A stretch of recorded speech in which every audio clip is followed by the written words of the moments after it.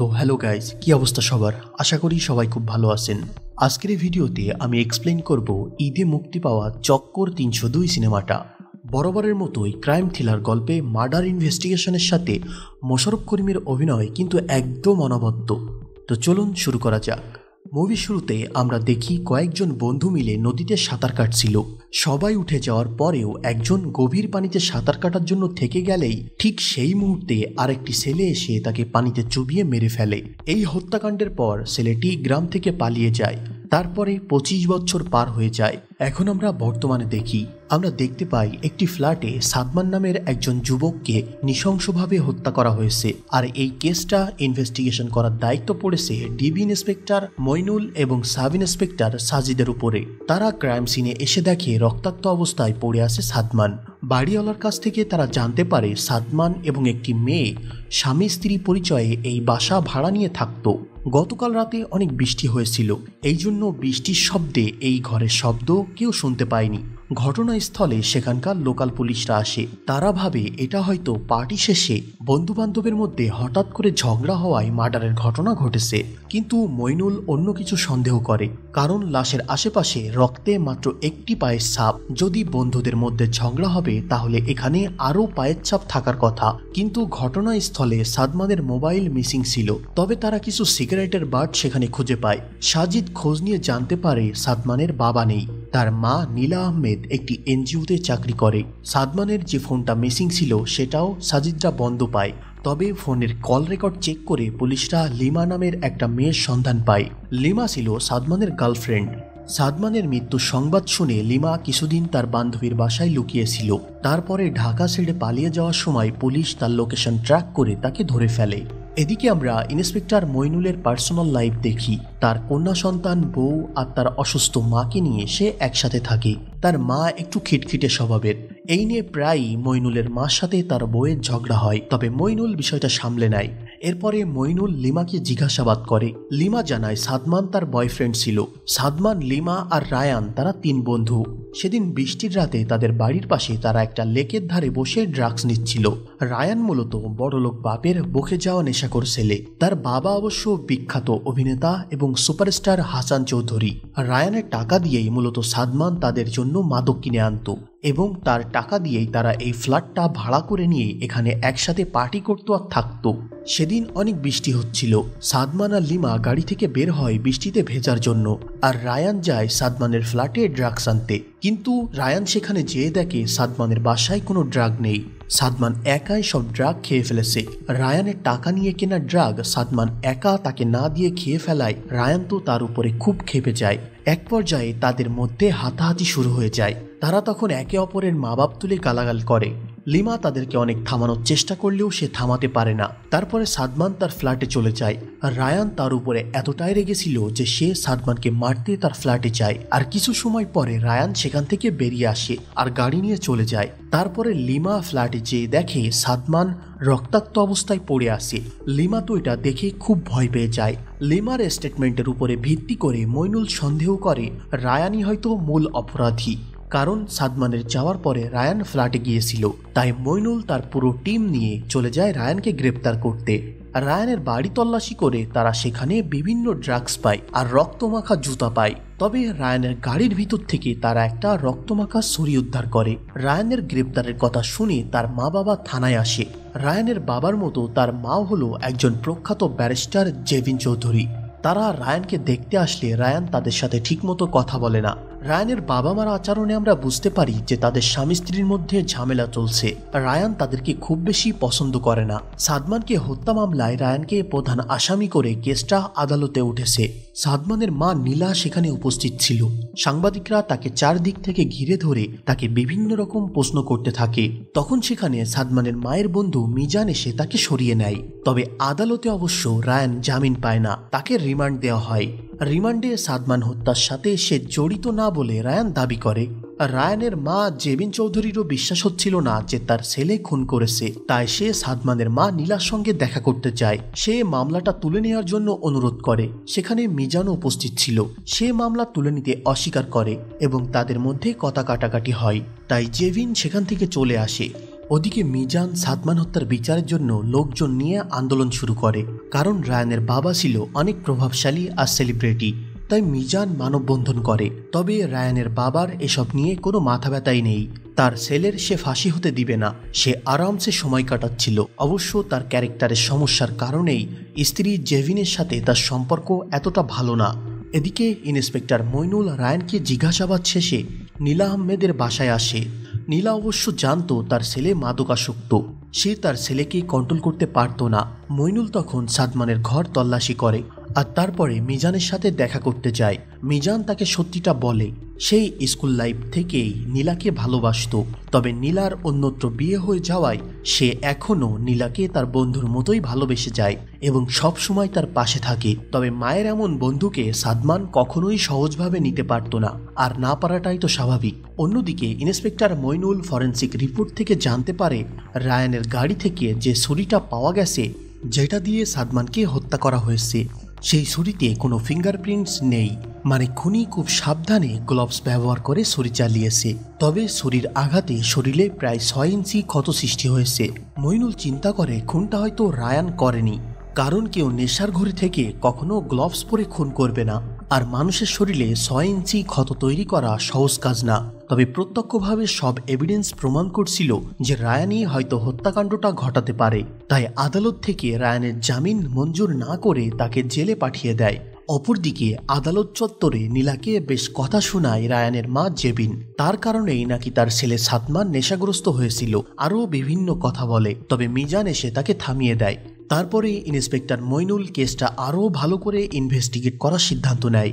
তার মনে হচ্ছে কোথাও না কোথাও কিছু মিসিং আছে। সাদমানের বাসা তল্লাশি করার সময় তামিল কুরিয়ার সার্ভিসের একটা প্যাকেট তারা পেয়েছিল। সাজিদ যায় সেখানে খোঁজ নিতে। এছাড়াও সাদমান যে ফ্ল্যাটে খুন হয়েছিল তার আশেপাশের বাড়িগুলোর সিসিটিভি ফুটেজ পর্যবেক্ষণ করে তারা দেখতে পায় একটা সন্দেহভাজন মাইক্রো দাঁড়িয়েছিল। এই গাড়িটা রায়ান আসার আগে থেকেই সাদমানের বাসার সামনে দাঁড়িয়েছিল। সাদমানকে ঝগড়া করে বাসায় ঢুকতে দেখে গাড়ি থেকে 3 জন লোক বের হয়ে সাদমানের পেছনে পেছনে বাড়িতে ঢুকে। এরপরে রায়ান সাদমানের ফ্ল্যাটে ঢোকার আগেই সেই 3 জন বের হয়ে যায়। তার কিছুক্ষণ পর রায়ান সাদমানের ফ্ল্যাটে যায় এবং অল্প কিছুক্ষণ থেকেই বের হয়ে যায় এবং রায়ানের গাড়ির পিছু নিয়ে সেই মাইক্রোটা অনেক দূর পর্যন্ত আসে এবং তারপরে আলাদা একটা রাস্তায় গিয়ে ফুয়েল স্টেশনে দাঁড়ায় এবং সেখান থেকে ফুয়েল নিয়ে বসিলের দিকে চলে যায়। তবে সেখানকার সিসিটিভি ফুটেজ দেখে সাজিদরা একজনকে আইডেন্টিফাই করে, তার নাম পিচ্চি লিটন। সে মূলত এই মাদক আদান প্রদানের সাথে জড়িত। তখন মইনুল তাকে ধরার জন্য তার পুরো টিম নিয়ে একজন সোর্সের মাধ্যমে একটা বস্তিতে রেড দেয়। সেখানে তারা পিচ্চি লিটনকে পেয়েও যায়, কিন্তু যখন তাকে ধরে নিয়ে আসছিল তখন দূর থেকে কে বা কারা তাকে শুট করে দেয় আর পিচ্চি লিটন সেখানেই মারা যায়। মইনুল তো হতভম্ব হয়ে যায়। অন্যদিকে সুপারস্টার হাসান চৌধুরী মানে রায়ানের বাবা, সে ইন্সপেক্টর মইনুলকে টাকা অফার করে। তার ছেলের কেসের রায়টা মইনুল যেন ঘুরিয়ে দেয়, যত টাকা লাগে সে দেবে, এমনকি মইনুলকে বিদেশে পরিবার সহ ট্যুরের ব্যবস্থাও করে দেবে বলে। কিন্তু মইনুল ছিল নিজের কাছে খুবই সৎ এবং সিনসিয়ার একজন মানুষ। সে কোনোভাবেই এই লোভনীয় প্রস্তাবে রাজি হয় না। অন্যদিকে হাসানের স্ত্রী জেবিন চৌধুরী, সে নিজের ভুলটা বুঝতে পারে যে সেদিন আদালত চত্বরে সে নীলার সাথে ব্যবহারটা ঠিক করেনি। তার ছেলেই তো অপরাধ করেছে, তাকেই নত হওয়া উচিত। সেদিনের বাজে ব্যবহারের জন্য মাপ চাইতে সে নীলার বাসায় যায়। নীলা অবশ্য তাকে মাপ করে দেয় আর সবকিছু ভুলে 2 জন মা তাদের ছেলের সুখ দুঃখের অনেক স্মৃতি নিয়ে গল্প করে। জেবিন বলে যদি সত্যি তার ছেলে খুনি হয়ে থাকে তাহলে সে চাইবে রায়ানের যেন ফাঁসি হয়।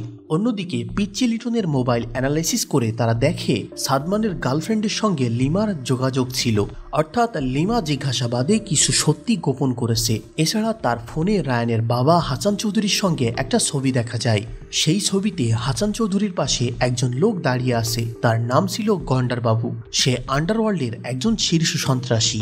হাসান চৌধুরীর সাথে তার ছবি থাকায় হাসান চৌধুরীকে এই ব্যাপারে মইনুল জিজ্ঞাসাবাদ করলে সে জানায় প্রতিদিন অনেক ভক্তই তো তার সাথে ছবি তুলতে আসে, তবে বাবু নাকি সেদিন তাকে একটা সিনেমা বানানোর ব্যাপারে কথা বলতে এসেছিল। তবে মইনুল লক্ষ্য করে হাসান চৌধুরীও ডানহিল কোম্পানির সিগারেট খায়। এই কোম্পানির সিগারেটই ক্রাইম সিনে মইনুল খুঁজে পেয়েছিল। মইনুল তখন ভাবে হাসান চৌধুরীও সাদমানকে মারতে পারে, তবে না, হাসান চৌধুরী মারলে সে তো ছুরিটা তার ছেলের গাড়িতে রাখবে না। বাবা হয়ে সে তো তার ছেলেকে ফাঁসাতে চাবে না। সুতরাং হাসান চৌধুরী খুন করেনি, এখানে অন্য কোনো রহস্য আছে। তারপরে ইন্সপেক্টর মইনুল সাজিদকে নিয়ে গন্ডারবাবুর বাড়িতে খোঁজ নিতে যায়। সেখানে তার বউ রুনা আর তার অসুস্থ বাবা থাকে। বাবুর বাবা ঠিকমতো চোখে দেখে না। রুনা বলে যে বাবুর বন্ধুরা এসেছে তার সাথে দেখা করতে। তার বাবা তখন মইনুলকে ডেকে নিয়ে তার সাথে ভাত খাওয়ায়। ওদিকে সাজিদ পুরো বাড়ি তল্লাশি করে। অপরদিকে আমরা তখন গন্ডারবাবুকে দেখতে পাই। সে তার আস্তানায় সেই সোর্সকে তুলে নিয়ে এসেছে যে মইনুলকে পিচ্চি লিটনের খোঁজ দিয়েছিল। পিচ্চি লিটন গন্ডারবাবুর খুব কাছের লোক ছিল। লিটন পুলিশের হাতে ধরা পড়ে গিয়েছিল, এই জন্য গন্ডারবাবু তাকে দূর থেকে মেরে দিয়েছে, না হলে সে পুলিশকে সবকিছু বলে দিত। বাবু এখানে সেই সোর্সকেও মেরে ফেলে। এদিকে লিমা মইনুলকে মিথ্যা বলায় মইনুল লিমাকে সন্দেহ করে। তাই মইনুল ভাবছিল লিমার সাথে হয়তো রায়ানের সম্পর্ক হয়ে যায়, আর এই জন্য তারা দুইজন মিলে সাদমানকে হত্যা করেছে। তাই সে লিমার ব্যাপারে সব খোঁজ খবর বের করে। লিমা কিছুদিন আগে অ্যাবর্শন করিয়েছিল, আর সেই রিপোর্টে রায়ানের সিগনেচার ছিল। মইনুল তখন লিমাকে কঠোরভাবে জিজ্ঞাসাবাদ করলে সে জানায় রায়ানের সঙ্গে গেলেও বাচ্চাটা ছিল সাদমানের। রায়ান শুধুমাত্র তাকে ক্লিনিকে নিয়ে যেয়ে সাহায্য করেছিল, আর সাদমান মাঝে মাঝে লিমার ফোন দিয়ে লিটনের কাছ থেকে মাদক কিনত। তবে তার সাথে লিটনের কখনো সরাসরি যোগাযোগ ছিল না। এদিকে আমরা দেখতে পাই আসলে সেদিন রাতে মাদক নিয়ে রায়ানের সাথে সাদমানের মারামারি করতে যেয়ে সাদমানের ফোনটা লেকের ধারে পড়ে গিয়েছিল, এই জন্য সেই ফোনটা এতদিন মিসিং ছিল। কিছু ছেলেরা খেলা করতে যেয়ে সেই ফোনটা খুঁজে পায়, আর ফোন অন করলে পুলিশ ফোনের লোকেশন ট্র্যাক করে সেখান থেকে ফোনটা নিয়ে আসে। অন্যদিকে সাজিদ সেই তামিল কোরিয়ার সার্ভিসের খোঁজ করতে করতে জানতে পারে এই তামিল কোরিয়ার সার্ভিসের অন্যতম একজন মালিক গন্ডারবাবু। গন্ডারবাবু মূলত একজন ড্রাগ ডিলার, সে এই মাদকের কাজকর্মগুলো করে। মইনুল তখন খবর পায় যে আজকে রাতে একটা লঞ্চের উপরে গন্ডারবাবুরা একটা মাদকের ডিল করবে। তাই সে একাই একটা নৌকা নিয়ে লঞ্চের উদ্দেশ্যে চলে যায়, আর সাজিদের পুরো টিমকে বলে আসতে। তবে মইনুলকে একা পেয়ে গন্ডারবাবুর লোকজন তাকে আটকে ফেলে। বাবু মইনুলকে ভালোই চলে যেতে বলে আপনি একজন মানি লোক, আপনার মান রক্ষা করা উচিত। বাবু বলে মইনুলের সাথে তার কোনো বিরোধ নেই, সেখান থেকে চলে যেতে। কিন্তু মইনুল জিজ্ঞাসা করে সাদমানকে কেন মেরেছো। বাবু তার কথার কোনো উত্তর দেয় না। মইনুল তাকে জোরাজুরি করলে বাবুর লোকজন মইনুলকে বেশ মারধর করে। তবে সাজিদরা এসে পরে মইনুলকে সেখান থেকে উদ্ধার করে। কিন্তু মার খেয়েও মইনুল হাসপাতালে যায় না, সে একটা ফুলের তোড়া নিয়ে বাসায় যায়, কারণ তার আজ অ্যানিভার্সারি। তার 13তম বিবাহ বার্ষিকী সে তার বউকে একটি ফুলের তোড়া দিয়ে সেলিব্রেট করে, কারণ সে তার বউকে খুবই ভালোবাসে। অন্যদিকে ছেলে হারানোর শোকে নীলা অনেক অসুস্থ হয়ে পড়ে। জেবিন তার খোঁজ নিয়ে তাকে হাসপাতালে ভর্তি করিয়ে দেয়। জেবিনের ছেলের এমন কাজের জন্য সে খুবই অনুতপ্ত। সে নীলাকে অনেক সেবা যত্ন করে। নীলার সাথে তার একটা ভালো সম্পর্ক হয়েছে। এদিকে সাজিদ সেই তামিল কোরিয়ার সার্ভিসের একটি কাভার্ড ভ্যানকে ফলো করে। সে আসলে দেখতে চাচ্ছিল এই কোরিয়ার সার্ভিসের আসলে কাজটা কি। ফলো করতে করতে সেই ট্রাকটা একটা বাড়ির সামনে এসে দাঁড়ায়। সাজিদ লুকিয়ে পাঁচিল টপকে বাড়ির ভিতরে ঢুকে। বাড়ির জানলা দিয়ে সাজিদ কিছু একটা দেখতে পায়, যেটা জানানোর জন্য সে তখন মইনুলকে ফোন করে।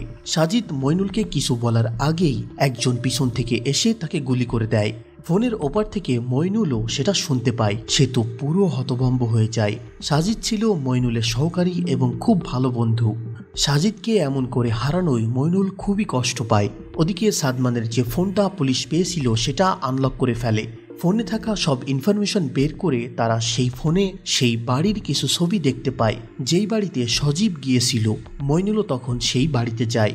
এখন এখানে কিছুই নেই, এখান থেকে সবকিছু সরিয়ে নেওয়া হয়েছে। সাজিদের এখানে আসা, সাদমানের ফোনে এই বাড়ির ছবি পাওয়া, সাদমানের হত্যা, এই সব কিছুর মধ্যে একটা কানেকশন আছে, যেটা এখন মইনুল বুঝতে পারে। এই বাড়িটা ছিল একটা মাদক তৈরির ল্যাব। সাজিদ এটা দেখতে পেয়েছিল, এই জন্য তাকে কেউ হত্যা করেছে। সাজিদের মতোই সাদমানও এই ল্যাবের খোঁজ পেয়ে গিয়েছিল, তাই তাকেও হত্যা করেছে। আর গন্ডারবাবু শুধু মাদকের ডিলই করে না, সে এই মাদক তৈরির ল্যাবের সাথেও জড়িত। মইনুল তখন পুরনো কেস ফাইলগুলো ঘাটাঘাটি করে দেখে বেশ কয়েক বছর আগে এই ধরনের ক্রিস্টাল জাতীয় মাদক বানানোর জন্য বাংলাদেশের আন্ডারওয়ার্ল্ডের গডফাদার ডেইরি আসলামের নামে মামলা হয়েছিল। সেই কেসে গন্ডারবাবু এবং তার স্ত্রীও আসামি ছিল। সাজিদের মৃত্যু মইনুলকে আরও বেপরোয়া করে তুলেছে। সে আবার গন্ডারবাবুর বাসায় রেড দেয়, তবে এবার সে আর কোনো ভালো ব্যবহার করে না। সেখানে সে 1 বস্তা টাকা উদ্ধার করে। গন্ডারবাবু তখন মইনুলকে ফোন করে হুমকি দেয় যে তারও বউ বাচ্চা আছে, সে এই কাজটা ঠিক করেনি। তবে মইনুল তখন তাকে উল্টো আরও থ্রেট দেয় যে বউ বাচ্চা, অসুস্থ বাবা তো তারও আছে। গন্ডারবাবু যদি মইনুলকে সাহায্য না করে তাহলে তার পুরো পরিবারকে সে তুলে নিয়ে যাবে। গন্ডারবাবু তখন তাকে একটা গ্রামের ঠিকানা দেয় আর সেখানে যে খোঁজ খবর নিতে বলে। তারপরে মইনুল চলে যায় সেখানে। এটা হলো সেই জায়গা যেটা আমরা মুভির প্রথমে দেখেছিলাম, একটা ছেলে একজনকে পানিতে চুবিয়ে মেরে ফেলেছে। এই ছেলেটাই হলো সে যে সাদমানকে হত্যা করেছে। মইনুল তখন সেই ছেলের বাবার খোঁজ করে। তার ছেলের সম্পর্কে জানতে চাইলে সে বলে তার ছেলের আসল নাম হলো আসলাম ওরফে ডেইরি আসলাম, যেই কিনা এই মাদক বানানোর কারিগর। মইনুলের কাছে তখন সবকিছু পরিষ্কার হয়ে যায়, কিন্তু তার হাতে কোনো প্রমাণ ছিল না। এদিকে সাদমানের মা নীলা বাড়িতে চলে আসে। আসার আগে সে জেবিন আর মইনুলের উদ্দেশ্যে চিঠি লিখে আসে। সেখানে সে লেখে, মা হয়ে অন্য মাকে সন্তান হারানোর কষ্ট আমি দিতে চাই না, তাই সব দাবি ছেড়ে দিয়ে সে গ্রামে চলে যাচ্ছে। এদিকে হাসান চৌধুরী তার ছেলের যে ফাঁসি হয়ে যাচ্ছে সেটা নিয়ে তার কোনো চিন্তা নেই। সে এখনো ভাবছে সে উপর মহলে ফোন করে সবকিছু ঠিক করতে পারবে। তখন তার গার্লফ্রেন্ড তাকে বোঝায় যে সবকিছু এত সহজে ঠিক করা যাবে না। তার গার্লফ্রেন্ড তার সাথে এভাবে আর সম্পর্ক রাখতে চায় না, সে ব্রেকআপ করে নিতে চায়। ওদিকে মইনুল সব প্রমাণ খোঁজার চেষ্টা করে। তখন সেদিন আমরা আসল ঘটনা দেখি যে সাদমানকে কিভাবে হত্যা করা হয়েছিল। রায়ানের সাথে মারামারি করতে যেয়ে তার ফোনটা লেকের ধারে পড়ে গিয়েছিল। সাদমান বাসায় যেয়ে দেখে তার কাছে তার ফোন নেই। ফোন নিতে আসার জন্য সে বাইরে আসছিল। তখনই ঘরে ঢুকে গন্ডারবাবু, লিটন আর রেইনকোট পরা একজন লোক। আর এই লোকটাই সাদমানকে কয়েকবার ছুরি দিয়ে স্টেপ করে আর প্রচুর ব্লিডিং হওয়ায় সাদমান সেখানে মারা যায়। তারা চলে যাওয়ার সময় সেই ছুরিটা রায়ানের গাড়ির বক্সে রেখে চলে যায়। তারপরে রায়ান রুমে যেয়ে দেখে সাদমান রক্তাক্ত অবস্থায় পড়ে আছে। সে সাদমানের কাছে গেলে তার জুতায় রক্ত লেগে যায় আর সে ভয়ে পালানোর সময় সেখানে রক্তের ছাপ পড়ে যায়। আর এই কারণে আমরা জুতায় রক্তের ছাপ দেখেছিলাম। এদিকে নীলা গ্রামে তার বন্ধু মিজানের ফার্ম হাউসে যায় দেখা করতে। মিজান এতদিন পর তার বান্ধবীকে তার প্রতি আগ্রহ পেয়ে সে বিয়ের প্রস্তাব দেয়। ঠিক সেই সময় সেই ফার্ম হাউসে চলে আসে ইন্সপেক্টর মইনুল আর তার টিম। মইনুল তখন নীলাকে সার্চ করে আর জানায় নীলা মিজানকে বিয়ে করতে চেয়েছিল। তার পথের কাটা ছিল তার মাদকাসক্ত ছেলে, তাই নিজের প্রেমের উপসংহার টানার জন্য সে নিজের ছেলে সাদমানকে খুন করেছে।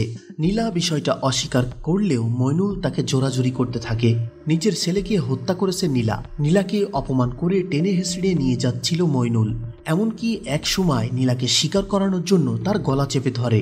তবে মিজান সে এতক্ষণ চুপ করে সবকিছু দেখলেও এবার মিজান মুখ খোলে। নীলাকে বাঁচাতে সে স্বীকার করে ফেলে যে নীলা নয়, সেই আসল হত্যাকারী। আসলে ছোটবেলা থেকেই নীলাকে সে খুবই ভালোবাসে। নীলার পাশে সে অন্য কাউকে সহ্য করতে পারত না। স্কুলে পড়ার সময় একটা ছেলে নীলাকে খুবই ডিস্টার্ব করত। মিজান তখন তাকে পানিতে চুবিয়ে মেরে ফেলেছিল, যেটা আমরা মুভির একদম প্রথমে দেখেছিলাম। নীলা কোনো কিছুতে কষ্ট পাক সেটা মিজান একদমই সহ্য করতে পারত না। সাদমান নেশার জন্য তার মায়ের সাথে খারাপ ব্যবহার করত আর মিজানকে একদমই সহ্য করতে পারত না। নীলার সাথে এমন অত্যাচার করত দেখেই সে সাদমানকে খুন করেছে। তবে মইনুল বলে এই কথাটা সত্য না।